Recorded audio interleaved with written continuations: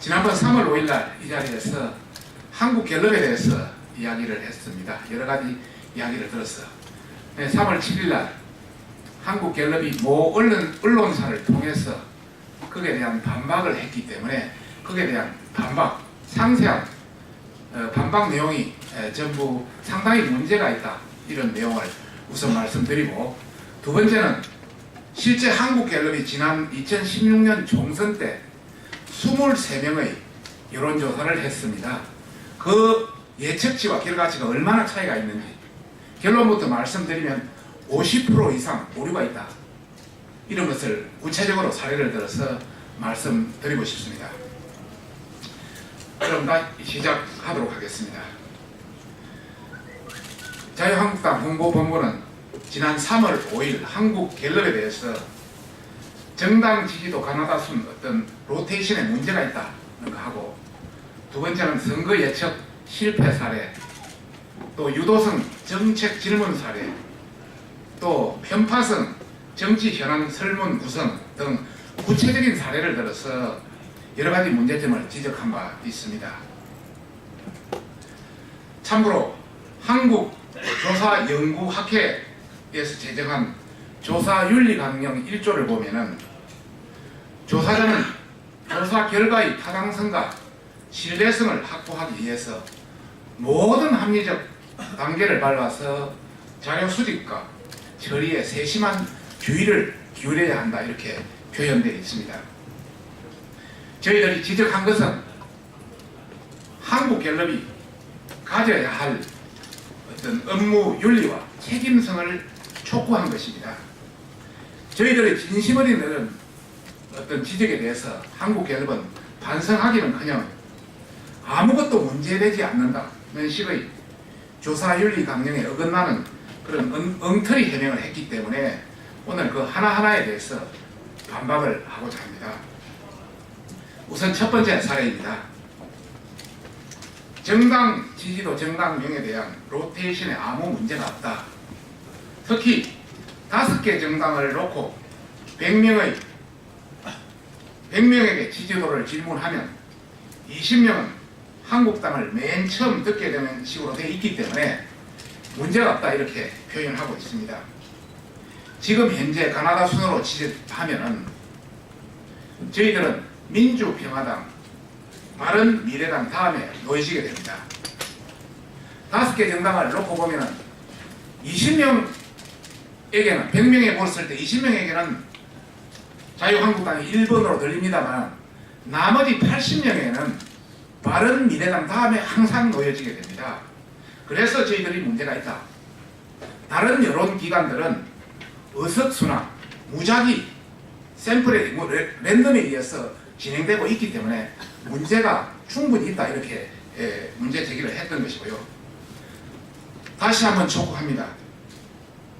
의석수와 무작위 랜덤, 가나다 순 비교해서 어느 것이 가장 신뢰도가 높은 것인지 그 결과를 비교해서 가장 신뢰도가 높은 쪽으로 여론조사를 해달라, 이런 말씀을 드리고 싶습니다. 결과적으로 편향된 결과가 나올 수밖에 없는 것이 분명한데 이렇게 한다는 것은 여론조사기관에서 취할 그런 태도가 아니다, 이런 말씀을 드리고 싶습니다. 참고로 지난 대선 때 저희 자유한국당 설문 순서가 한국갤럽의 여론조사에서 국민의당, 더불어민주당, 바른정당, 새누리당, 자유한국당, 그 다음 정의당 순으로 설문이 됐습니다. 자유한국당은 항상 자유한국당이 1번이 되기 전에는 바른정당, 새누리당, 다음에 자유한국당이 불렸습니다. 바른정당은 자유한국당에 나간 분들이 된 것이고, 새누리당은 자유한국당의 전신의 이름이고, 이렇게 됐기 때문에 저희들은 당시 보수 결집에 상당한 문제가, 장애가 있었다, 이렇게 저희들은 자체 평가를 하고 있습니다. 또 실제 그런 결과들이 나왔다고 확신을 가지고 있습니다. 여론 왜곡 가능성이 높은 한국갤럽의 정당 지지도 조사 문제점에 대해서 규정상 문제될 게 없다, 이 논리는 전혀 맞지 않다, 이런 말씀 우선 첫째로 드리고 싶습니다. 두 번째, 말씀드리고 싶습니다. 저희들이 2000년, 2004년, 2008년, 2010년, 2016년 총선, 지선 이런 관련해서 여러 가지 문제가 있다. 고 이야기를 했습니다. 한국갤럽의 해명은 2010년 지방선거의 예측 실패는 인정하나 2000년, 2008년은 총선 조사는 선거 직전 조사가 아니고 최종 예측지도 아니다. 이렇게 해명을 하고 있습니다. 다시 한번 말씀드립니다. 2000년 16대 총선은 저희들이 모 방송사의 한국갤럽에 의한 출구조사를 인용한 겁니다. 출구조사는 가장 마지막에 하는 겁니다. 그런데 그것이 틀렸다고 저희들이 이야기했던 것입니다. 두 번째, 2004년 17대 총선 비례대표 예측 실패도 그의 가장 근접한 4월달 보도를 바탕으로 했던 것입니다. 그리고 2008년 18대 총선 비례대표도 선거 일주일 전에 했던 것을 기준으로 했던 것입니다. 선거 여론조사 결과 공표 금지 기간을 고려하면 선거에 가장 임박한 시점의 자료를 바탕으로 한국갤럽의 예측 실패 사례를 지적했던 것인데 이것을 받아들이기는커녕 최종 예측치가 아니다. 이런 식으로 말한다는 것은 이거는 여론조사 기관으로서 취할 태도가 아니다. 분명히 말씀드리고 싶습니다. 다시 한번 2016년 총선도 한국갤럽 등 여러 여론조사 기관에서 같이 했습니다만 엄청난 차이가 있었다. 이런 말씀을 추가로 말씀드리고 싶습니다. 세 번째입니다. 조사 기관이 의뢰하면 유도성 정책 질문도 괜찮다. 저희들이 원격 진료 설문하고 ODA 설문을 문제를 삼았습니다. 한국갤럽의 해명은 이런 해명이었습니다. 고객사가 내부 참고용으로만 확인할 테니 하고 이런 질문을 던져놓고 부탁해서 만든 것으로 언론 공표를 전제한 조사가 아니었고 공개 권한은 고객사만 갖고 있었기 때문에 별 문제가 되지 않았다. 이런 해명이 왔습니다. 정말 기가 막힙니다. 나라의 정책은 한 번 실행에 옮기면 되돌리기 어렵습니다. 참고로 원격 진료 같은 경우는 국민의 생명, 안전, 건강에 직결되는 아주 중요한 사항입니다. 그럼에도 고객사가 의뢰하면 아무런 도덕적 책임 없이 여론을 왜곡하는 조사를 해도 괜찮다. 이것은 국민에 대한 도리가 아니고 책임 회피에 급급한 대응이다. 저는 그렇게 결론을 내리고 싶습니다. 앞으로도 언론에 공개되지 않는 여론조사는 고객 입맛에 따라서 왜곡된 조사를 하겠다는 그런 사항으로 볼 수밖에 없는데 저희 자유한국당은 절대 묵과할 수 없다. 이런 말씀을 드리고 싶습니다. 네 번째입니다. 편파 질문에 대해서 완벽할 수 없다. 저희들이 어떤 특정 정당, 특정 정파에 관련 편파적인 정치 현안에 대해서 지적을 했습니다. 한국갤럽의 해명은 객관성과 중립성을 유지하려고 노력했다. 어떠한 질문도 완벽할 수 없어 판단에 맡긴다. 이렇게 이야기를 하고 있습니다.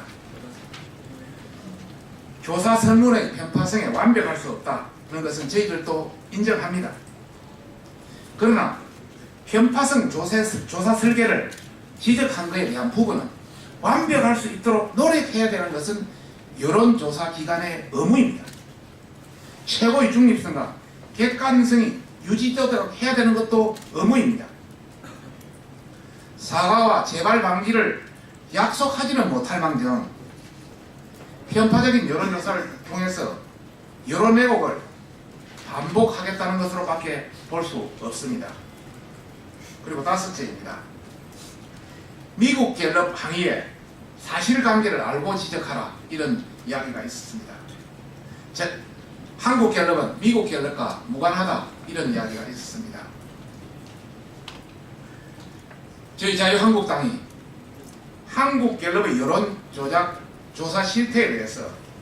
이야기한 것에 대해서 많은 국민들이 놀라고 저희 사무실로 많은 전화가 왔었습니다. 많은 국민들과 기업들 그리고 언론사, 정당 또 정치 후보자들은 한국갤럽의 사회적 인지도 이것을 믿어서 조사를 의뢰해왔고 또 그 자료를 바탕으로 문제 해결을 하려고 노력해왔습니다.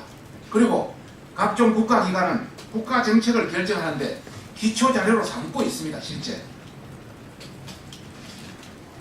한국갤럽은 미국 갤럽과 전혀 상관이 없는 줄 저희들도 잘 알고 있습니다. 그러나 한국 갤럽은 미국 갤럽 아니면 GIA 국제 갤럽 이런 외국의 유명한 여론조사 회사인 갤럽의 이름을 막연한 신뢰에 무임승차해왔다는 것을 다시 한번 밝혀둡니다. 무임승차해왔기 때문에 책임을 어느 정도 갤럽이라는 이름에 대한 책임을 져야 된다. 이런 차원에서 미국의 갤럽에 저희들이 항의 공문을 보내겠다. 이런 말씀을 드리고 싶고, 두 번째는 한국 갤럽이 저조한 어떤 정확도에도 불구하고 이름에서 오는 부당한 혜택을 바로잡고 국민들한테 이 사실을 바로 알려야 되겠다. 이런 차원의 어떤 그런 의도도 있다. 이런 말씀을 드려서 저희들이 미국 갤럽 본사에 항의 공문을 보내겠다고 이야기했습니다만은 지금 미국 갤럽 본사에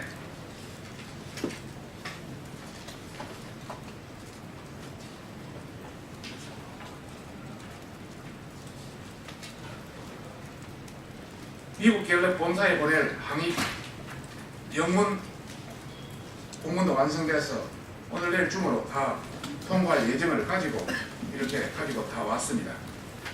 미국 갤럽 본사는 물론이고 저희들은 스위스에 있는 GIA 국제 갤럽 협회에도 이 내용을 보내서 정말 진정으로 갤럽이 앞으로 갤럽 이름에 맞는 한국 갤럽 국제 갤럽 이름에 맞는 한국 갤럽의 어떤 본분을 지켜주시기를 부탁드립니다. 마지막으로 한 가지 말씀드리겠습니다. 2016년 총선이 2년 전에 있었습니다. 한국 갤럽이 중앙선거 여론조사 심의위원회에 2016년 4월 1일부터 23건을 조사했다고 등록되어 있습니다.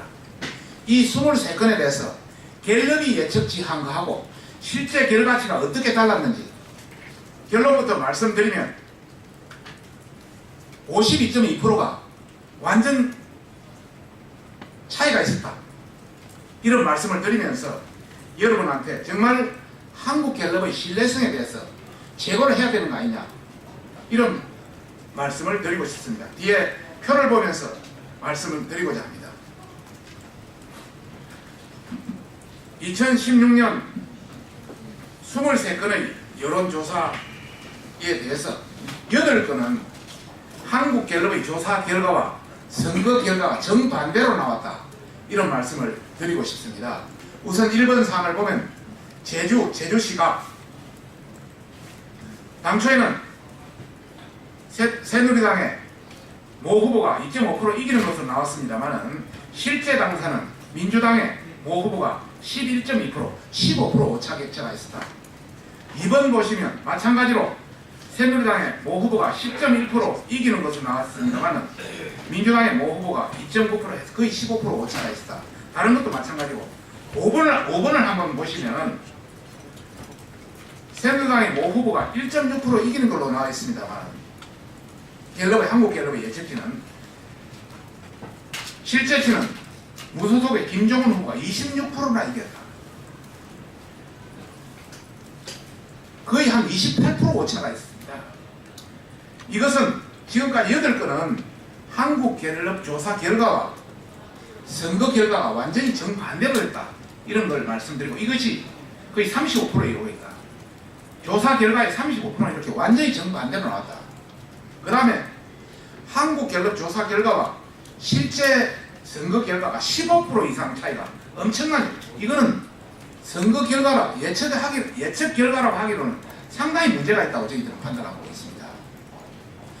아무리 여론조사 결과가 그다더라도 플러스 마이너스 3.5%, 7% 이내 차이가 나면 이거는 예측이라 할 수가 없습니다. 그런 관점에서 저희들이 15% 이상, 1번을 보시면 울산 중구에서 새누리당의 후보가 40% 이상 이긴다고 나왔는데 26%, 한 15% 차이가 났었고요. 그 밑에 충북의 청주 쪽에서 새누리당 후보가 14% 이긴다는데 실제는 2% 정도의 민주당 후보가 이겼다. 그 밑에도 쭉 보시면 다 15%, 20% 차이가 다 났습니다.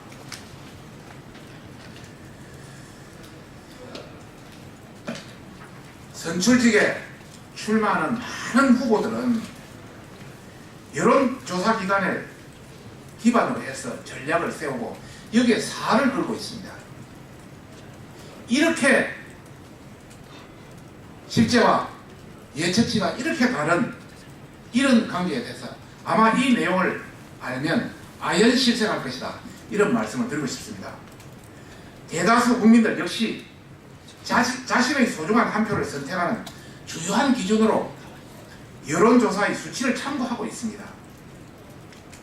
그런데 이것을 단순히 예측이라는 의미로 치부해서 그 편파성을, 그 결과의 예측성을 간과한다면 향후에 조사기관이 작심하며 띄운 후보자가 당선되는 경우까지 발생할 수밖에 없다. 이런 것을 저희들은 예의주시하고 있다, 이런 말씀을 드리고 싶습니다. 한국갤럽은 자유한국당의 사실에 근거한 문제점에 대해서 인정하고 잘못된 수치로 국민을 우롱한 점에 대해서는 정말 분명한 사과가 있어야 한다 생각합니다. 조속한 개선 대책 마련으로 향후 쏟아질 지방선거 예측조사나 정당 지지율 조사에 대해서 정확도를 기해 주실 것을 간곡히 당부드리면서 한국갤럽에 대해서는 또 다른 자료를 저희들은 예의주시하고 기다리고 준비하고 있다, 이런 말씀을 말씀드리면서 이상 보도 관계를 마치고자 합니다. 감사합니다.